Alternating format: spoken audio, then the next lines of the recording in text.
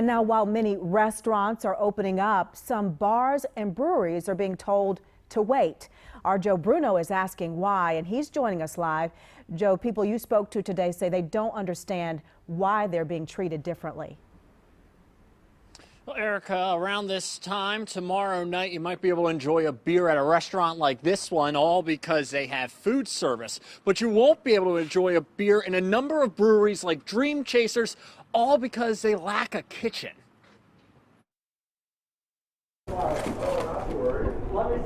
It's a labor of love, sticking labels on each individual can of beer at Dream Chasers. These 4-packs have helped keep the money flowing into the Waxhaw Brewery at a time when the beer temporarily cannot. Today is our technically our 4th anniversary today then, so would rather be spending it with a lot of people in here then, but we are following the law. It's not clear when people will be able to enjoy beer inside this transformed fire station.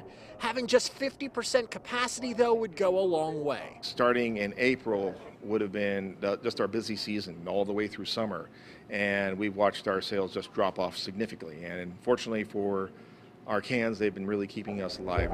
Dream Chasers is in a tough spot. It's one of the few places that can't reopen right now in downtown Waxhaw. The only thing setting it back is its lack of a kitchen. Old Mecklenburg Brewery, for example, has a robust food menu and is able to reopen Friday at 5. Why are breweries without kitchens being treated differently? I pressed Dr. Mandy Cohen. Why is it a restaurant can reopen their indoor dining, but a brewery or cocktail bar can't? Why not just make the breweries and cocktail bars follow the same rules as restaurants? Space out the tables, limit capacity, no bands or dance, things along that nature. We recognize that means there's some businesses we didn't want to move forward with at this time, right? Because, like I said, all of these activities have risks, and the question is, should we be doing them all at the same time? And the data really indicated to us that we need to take a modest step and continue to go slow. Owner Neil Gibbon plans to follow the same guidelines restaurants have to follow when he is allowed to reopen.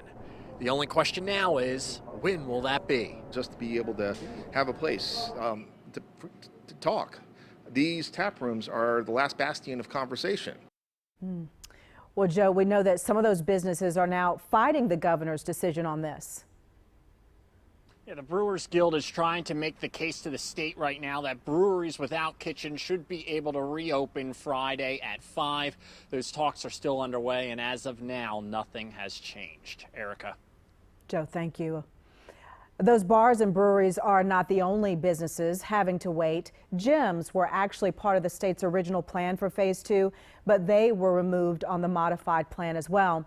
Today, Dr. Mandy Cohen clarified why state officials changed their decision about gyms.